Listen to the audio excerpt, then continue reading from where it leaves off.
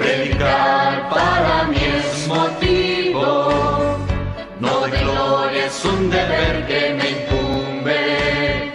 Ay de mí si no anunciara el evangelio del que tú me has hecho, Señor mensajero. Para mí la vida es Cristo. En aquel tiempo los discípulos de Jesús contaron lo que les había pasado por el camino y cómo lo habían reconocido al partir el pan. Estaban hablando de estas cosas cuando Él se presentó en medio de ellos y les dijo: «La paz esté con ustedes». Pero ellos, aterrados y llenos de miedo, creían ver un espíritu. Y Él les dijo: «¿De qué se asustan?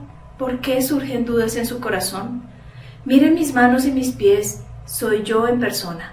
Tóquenme y convénzanse que un espíritu no tiene carne y huesos como ven que yo tengo».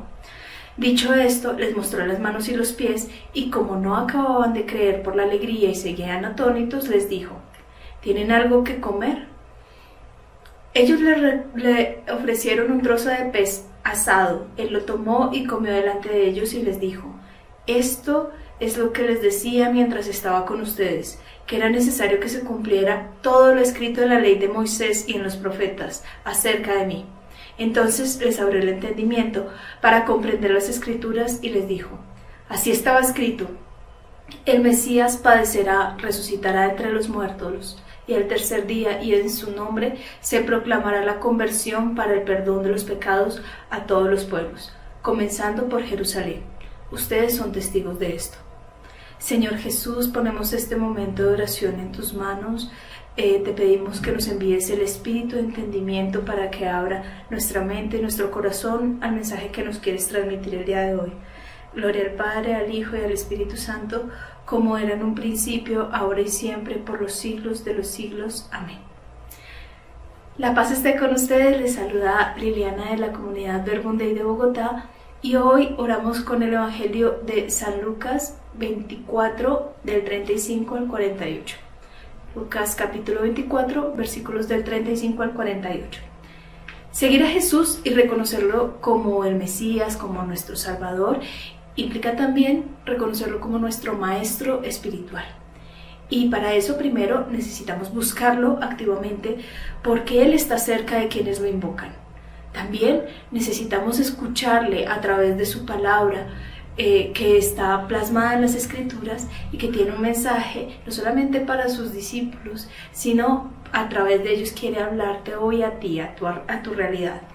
Y si lo buscamos y le escuchamos, entonces reconoceremos a Jesús como Maestro si seguimos sus enseñanzas, si actuamos según ellas. Entonces, con estas tres actitudes del verdadero discípulo: búsqueda activa, escucha desde el corazón, voluntad para actuar según sus enseñanzas, les invito a que nos embarquemos en este diálogo a través de este Evangelio, donde nuevamente vemos a Jesús que se manifiesta después de su resurrección a los discípulos y les muestra que está vivo, les explica por qué tenía que padecer y cuál es el sentido de la resurrección. Es un Evangelio muy rico que si vuelves a leer, te invito a que te quedes con esa parte que más te llama la atención, porque tal vez a través de ella el Señor quiere darte un mensaje. Podría ser cuando Jesús se pone en medio de los discípulos que estaban conversando de lo que había sucedido. Y es que Jesús llega a nuestra vida en medio de esas ideas o pensamientos que tenemos en la mente, en el corazón, y que son tan importantes para nosotros que incluso las hacemos tema de conversación con las personas que están cercanas.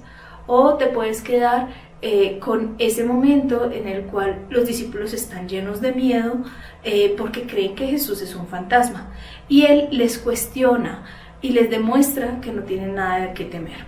Tal vez Cristo que quiere mostrar que en esas situaciones que estás viviendo, que generan temor, pues que no hay nada que esté por encima de Él, de su poder.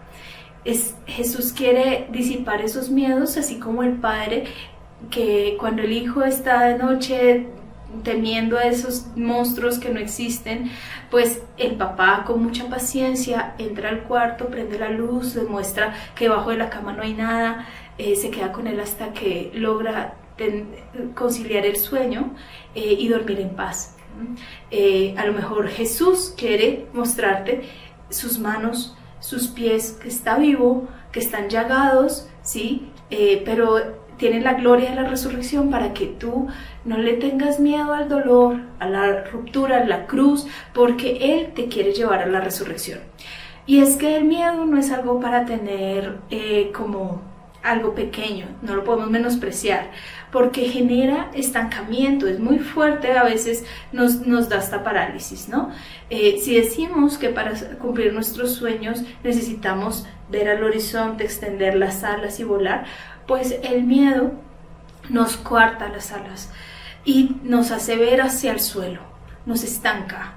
Y a veces es incluso tan irracional que nos hace temer hasta de salir adelante, de triunfar, tenemos a veces miedo de ser felices, porque entonces ¿qué va a pasar después? Si algo bueno me pasa, entonces algo malo va a pasar, ¿no? Es muy raro, ¿no? Son ideas que no tienen sentido, pero lo más raro es que nosotros le escuchemos y les creamos, ¿sí?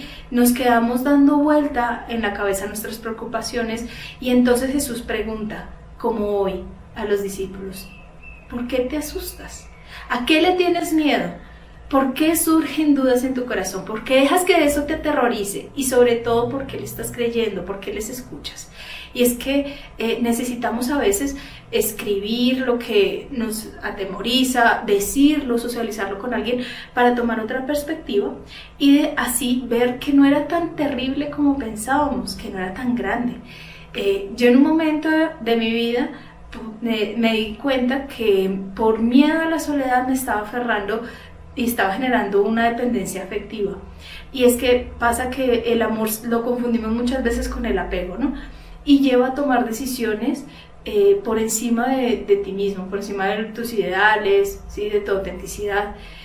Darle nombre a mí me ayudó a llevarla a la oración y decirle, Jesús, tengo miedo de estar sola. Pero cuando lo decía me daba cuenta que no era así. Yo soy introvertida, me gusta el silencio, me gusta la soledad, entonces, ¿cuál era el miedo? Y me daba cuenta que estaba el fracaso social y ese ¿qué dirán? Como escondiéndose detrás de esas ideas.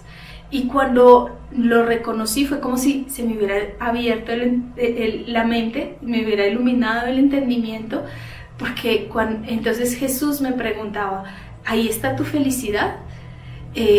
Y ese es un fruto de la oración que logra Jesús como maestro utilizando esta técnica de la mayéutica, ¿no?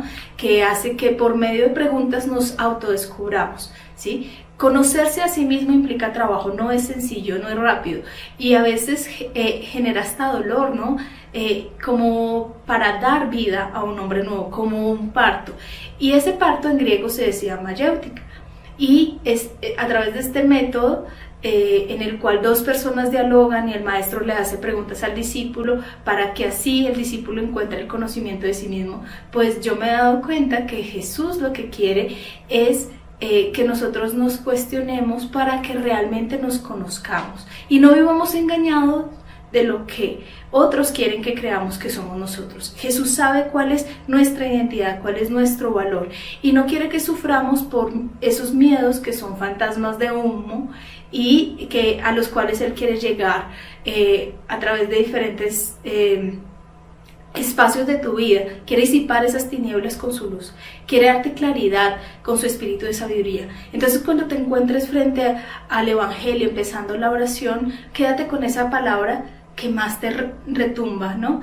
Y primero pregúntate por qué te retumba, qué te está generando, qué te llama la atención y hazlo parte de tu conversación con Jesús. Jesús, ¿por qué dijiste esto? ¿Qué querías mostrarle a las personas? ¿Y por qué me hablas a través de él? Y entonces Jesús va a empezar a interpelarte para que reconozcas lo que hay en tu interior y desde ahí hacer una historia nueva, ¿sí? Dice el Evangelio que después que Jesús interactúa con sus discípulos, les cuestiona, les habla, les abre la inteligencia para comprender. Entonces, fruto del diálogo con Dios, Él nos ayuda a entender cosas que antes escuchábamos pero no entendíamos y nos deja como fruto también su paz. Para finalizar estas pautas y que puedas iniciar tu oración, te dejo con esta oración de de Santa Teresa de Ávila que nos puede ayudar a resumir, y es: nada te turbe, nada te espante, todo se pasa. Dios no se muda, la paciencia todo lo alcanza. Quien a Dios tiene, nada le falta, solo Dios basta. Que tengas un día muy bendecido y una muy provechosa oración.